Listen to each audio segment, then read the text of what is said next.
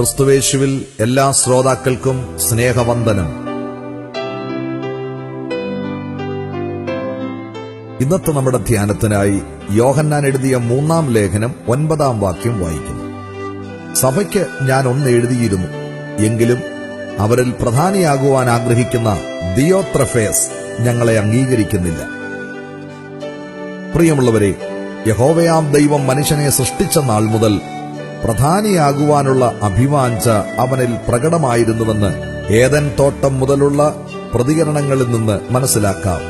പ്രധാനിയാകുവാനുള്ള അത്യാഗ്രഹമാണ് Lucifer സ്വർഗത്തിൽ നിന്ന് പുറന്തള്ളപ്പെടുവാൻ കാരണമായത്. സ്നേഹത്തിന്റെയും സൗമ്യതയുടെയും കാരുണ്യത്തിന്റെയും ഉറവിടമായ കർത്താവിൽ നിന്ന് പഠിച്ചിട്ടും തങ്ങളിൽ ആരാണ് വലിയവൻ എന്ന വാഗ്വാദം തന്റെ ശിഷ്യന്മാരുടെ ഇടയിലുണ്ടായതായി തിരുവചനം സാക്ഷിക്കുന്നു.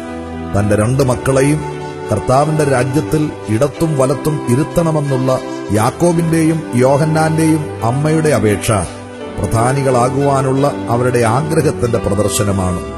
നിങ്ങളിൽ പ്രധാനിയാകുവാൻ ഇച്ഛിക്കുന്നവനെല്ലാം ദാസനാകട്ടെ എന്നാണ് കർത്താവ് അവരെ ഉപദേശിക്കുന്നത്. ക്രൈസ്തവ സഭകളെയും സമൂഹങ്ങളെയും ഇന്നുവരെയും ഛിന്നഭിന്നമാക്കിയിരിക്കുന്നത് പ്രധാനികളാകുവാനുള്ള വ്യക്തികളുടെ മോഹങ്ങളാണ്. ഈ മോഹം പരിശുദ്ധാത്മാവിൽ നിറഞ്ഞ ഒരു വ്യക്തിയിൽ ഉടലെടുക്കുകയില്ല. കർത്താവിന്റെ വാത്സല്യ ശിഷ്യനായിരുന്ന യോഹന്നാൻ ശ്ലീഹയെ പ്രധാനിയാകുവാൻ ആഗ്രഹിക്കുന്ന ദിയോത്രഫേസ് കൂട്ടാക്കുന്നില്ല എന്ന് ശ്ലീഹ സങ്കടത്തോടെ ഗായോസിന് എഴുതുന്നു. പരിശുദ്ധാത്മ നിറവിൽ പ്രവർത്തിക്കുന്ന വ്യക്തികളെ ആരുടെയും പ്രേരണയോ സമ്മർദ്ദമോ ശുപാർശയോ ഇല്ലാതെ അത്യുന്നതനായവൻ തന്നെ പ്രധാന പദവി നൽകി വഴി നടത്തും.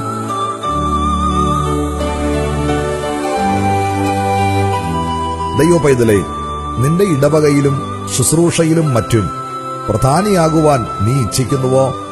ദൈവത്തിന്റെ വേലയിൽ പ്രവർത്തിക്കുവാനുള്ള നിന്റെ ആഗ്രഹം പരമാർത്ഥമാണെങ്കിൽ ചരടുവലികളിലൂടെയും വടംവലികളിലൂടെയും പ്രധാനിയാകുകയല്ല, പിന്നെയോ പരിശുദ്ധാത്മാവിൽ നിറയുകയാണ് വേണ്ടതെന്ന് ഈ സമയത്ത് നീ മനസ്സിലാക്കുമോ? പരിശുദ്ധാത്മാവില്ലാതെ പ്രധാനിയായി നീ നേടുന്നതെല്ലാം നിന്നെ നരകത്തിലാണ് കൊണ്ടെത്തിക്കുന്നതെന്ന് നീ ഓർമ്മിക്കുമോ?